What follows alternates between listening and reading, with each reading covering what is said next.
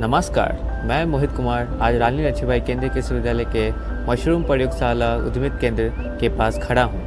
आज मैं आप लोग को बताऊँगा कि कैसे मशरूम का स्पॉन बनाया जाता है, उसकी विधि क्या होती है और कैसे कैसे इसे बनाते हैं। स्टेप बाय स्टेप मैं आपको अच्छे से समझाऊँगा।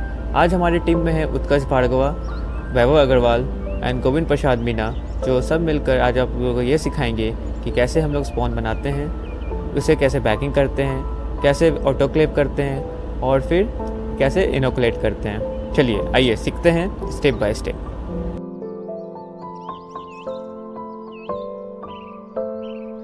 सबसे पहले हम लोग ने गेहूं के दाने लिए हैं। इस गेहूं के दाने को हम लोग ने क्लीनर मशीन में डाला है।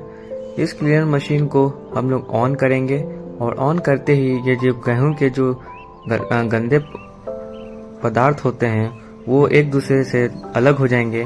अच्छे गेहूं हमारे सेपरेट होके अलग कंटेनर में आ जाएंगे और गंदे वाले जो उसमें जो पार्टिकल्स होते हैं छोटे छोटे, जो हमारे काम के नहीं आते हैं, जो कंटामिनेंट होते हैं, वो अलग कंटेनर में चले जाएंगे।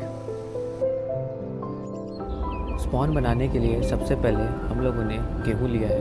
गेहूं को अच्छे से क्लीन करके उसे वेट किया है। हमें 6 केजी गेहूं लेने हैं और अभी तौलने के बाद ये 6 केजी पूरा होने के बाद इसे हम अच्छे तरह धोने के लिए आगे जाएंगे। इसको अच्छे तरह से साफ़ करेंगे हम लोग। इससे पानी धोने से क्या होता है कि जो भी गेहूं होते हैं उसके छोटे छोटे सीड्स होते हैं, जो जिसमें कैविटी होती है, वो ऊपर आ जाते हैं। उसको अच्छे से निकाल लेंगे हम लोग और जो हमारे अच्छे गेहूँ हैं, जो ग्रेन्स हैं, वो बच जाएंगे और इसको अच्छे से धोकर साफ़ कर लेंगे। फिर इसको धोने के बाद हम लोग इसे बॉईल करने के लिए रखेंगे। बॉईल के लिए हमने कंटेनर लिया है। कंटेनर में गेहूं को अच्छे से रखा है और उसको फिर हम उसमें डालेंगे। डालने के बाद हम लोग इसको 20 से 30 मिनट तक अच्छे से बॉईल करेंगे और उसके बाद जब तक बॉईल करेंगे जब तक ये गेहूं थोड़ा सा सॉफ्ट ना हो जाए। हम लोग गेहूं ने बॉईल कर लिया है। अब क्या करेंगे कि इसको एयर ड्राई करना होगा। इसको सन ड्राई नहीं कर सकते क्योंकि सन ड्राई करने से क्या होगा कि जो भी मॉइस्चर होते हैं गेहूं के वो सिकुड़ जाएंगे, वो सूख जाएंगे। इसलिए हम लोग एयर ड्राई करते हैं जिससे थोड़ा सा मॉइस्चर बचा रहे और हमारा जो गेहूं है वो सॉफ्ट रहे, हार्ड ना हो। अब हम लोग ये हमारा ऑटोक्लेव पॉलीथीन बैग है। जो हमारा बैग है ये हमारा रेजिस्टेंट टू हीट है। ये ऑटोक्लेव जाने के बाद ये पॉलीथीन गलती नहीं है, इसलिए हम लोग इसे 2 पॉलीथीन एक साथ लगाएंगे और एक साथ करने के बाद इसको ऊपर से मोड़ देंगे कुछ इस तरह, जैसे आप वीडियो में देख पा रहे हैं। कुल हम लोगों ने 8 से 10 ये पॉलीथीन बैग बनाए हैं। इसके बाद हम लोग 2 पाउडर लेंगे, एक है कैल्शियम कार्बोनेट, एक है कैल्शियम सल्फेट। हम लोग 1 केजी बैग के लिए, 1 केजी बनाने के लिए, स्पॉन बनाने के लिए हम लोग 20 ग्राम कैल्शियम सल्फेट लेंगे और 5 ग्राम कैल्शियम कार्बोनेट लेंगे। इसलिए मैंने 6 केजी के लिए 120 ग्राम कैल्शियम सल्फेट लिया है और 30 ग्राम कैल्शियम कार्बोनेट लिया है। अब इसे तौलने के बाद हम लोग जो हो रहे हैं, एयर ड्राई हो रहे हैं, उसमें हम लोग मिक्सचर मिलाएंगे और फिर हम लोग बैगिंग करेंगे 1-1 केजी का हर बैग का। अब हम लोग जो कैल्शियम कार्बोनेट है और कैल्शियम सल्फेट जो मैंने 150 ग्राम लिया था मिलाकर, अब उसे हम लोग 50-50 डिवाइड करके मिक्स करेंगे। हम लोग कैल्शियम सल्फेट और कैल्शियम कार्बोनेट इसलिए मिक्स करते हैं क्योंकि जो गेहूं के बीच में जो स्टिकनेस होती है वो कम हो जाए। जो ये डालने से जो गेहूँ दूसरे चिपकते हैं वो नहीं होंगे और माइसेलियम ग्रोथ में ये बहुत अच्छा रोल प्ले करता है हमारा सल्फ़र, इसलिए हम लोग डालते हैं। अब हम लोग क्या करेंगे, ये जो गेहूँ है उसको हमारे जो पॉलीथीन बैग बनाया था उसमें 1 केजी का वे करके उसको पैक करेंगे। पैक करने के लिए हमें ये ध्यान रखना होगा कि उस जो हम लोगों ने मोड़ा था उसको अच्छे से खोलेंगे। फिर हमें रिंग लानी है। रिंग को उस पर ऊपर से डालेंगे और रिंग को अच्छे से ऊपर से डालकर फिर उसे रबर बैंड से टाई अप करेंगे, जिससे प्रेशर की वजह से ये ऊपर खुल ना जाए। इसी वजह से हम लोग इसको अच्छे से टाई करेंगे और ऊपर से कॉटन प्लग डालेंगे। इसमें यह ध्यान रखना होता है कि अगर हम लोग रिंग अच्छे से नहीं लगाए तो ये ऑटोक्लेव में जाने के बाद ये खुल भी सकता है। हमें इस बात का ध्यान रखना होगा कि जो हम लोग कॉटन लगाते हैं वो अच्छे से प्लग हो, नहीं तो हमारा कंटेमिनेशन होने के चांसेस बहुत ज़्यादा होते हैं। कॉटन प्लग अच्छे से लगाने के बाद अब हम लोग सारे बैग को ऑटोक्लेव के लिए ले जाएंगे। हम लोग अभी ऑटोक्लेव यूनिट में हैं। आप देख सकते हैं जैसे कि ये हमारा ऑटोक्लेव मशीन है।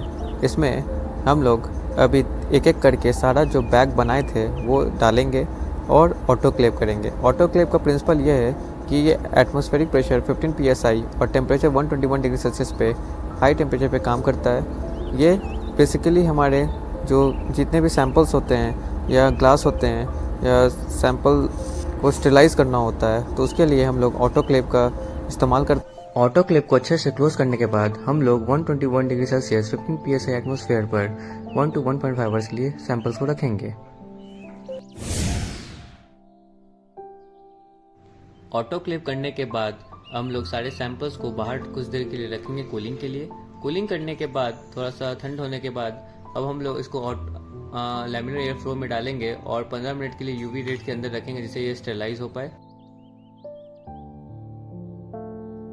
लोग स्टेरलाइज होने के बाद लैमिनर एयर फ्लो को नॉर्मल लाइट के अंदर सैनिटाइजर से अच्छे से क्लीन करेंगे, बेस को अच्छे से क्लीन करेंगे जिसके कारण से कोई भी कंटामिनेशन या बैक्टीरिया ना घुस जाए उसके अंदर। इसको अच्छे से क्लीन करने के बाद, बेस क्लीन करने के बाद ये आप देख पा रहे हैं हमारे पास मदर कल्चर है जिसका प्लूटोरस एरेंगाई है। अब इस मदर कल्चर से हम लोग ये जो सैंपल्स हमारे जो ऑटोक्लेव हुए हैं उसको कॉटन प्लग को निकाल कर उसमें धीरे धीरे करके डालेंगे। हम लोगों ने अब बर्नर जला लिया है। अब इसको अच्छे से अपने हाथ को अच्छे से सैनिटाइज करेंगे, जलाएंगे। अच्छे से सैनिटाइज करने के बाद अब हम लोग जो हमारे फोर्सेप है उसको अच्छे से हीट करेंगे जिससे वो हीट किल हो, जितने भी बैक्टीरिया अगर जो माइक्रोबियल होगा वो मर जाए।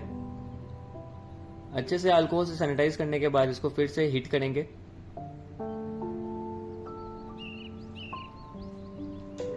हीट करने के बाद अब हम लोग इसमें जो मदर कल्चर है, जो फंगस है, उसको बाहर से स्लाइस करेंगे, हीट स्लाइस करेंगे।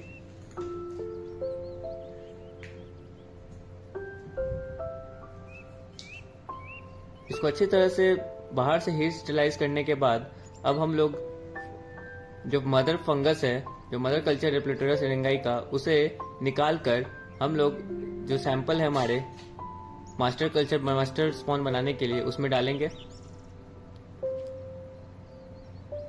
जैसे ही इस फंगस इसमें डालेगी कुछ से 15 से 20 दिन के बाद ये फंगस फैल जाएगा, इसके अंदर भी ग्रोथ होना स्टार्ट हो जाएगा इसका।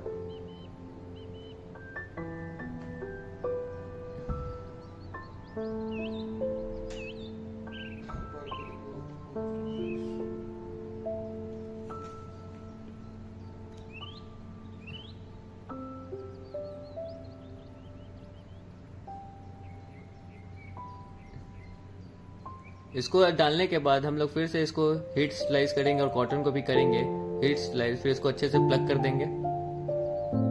लेवलिंग करने के बाद अब हम लोग इसे पीओडी के अंदर डालते हैं जिसके कारण से इसका स्पेसिफिक तापमान और ह्यूमिडिटी मिल पाए, नमी मिल पाए, जिसके कारण से फंगस का ग्रोथ अच्छे से हो पाए। ये जो आप देख पा रहे हैं ये 15 से 20 दिन का बाद का सैंपल है। जो पूरा वाइट आप जो देख रहे हैं इसका स्पोर्स और माइसेलियम पूरी तरह से अंदर इन्वेट कर चुका है, अंदर जा चुका है। अब अभी जो आप देख रहे हैं ये 45 डेज का है। अब ये स्पॉन कम्प्लीटली रेडी है स्पॉनिंग के लिए।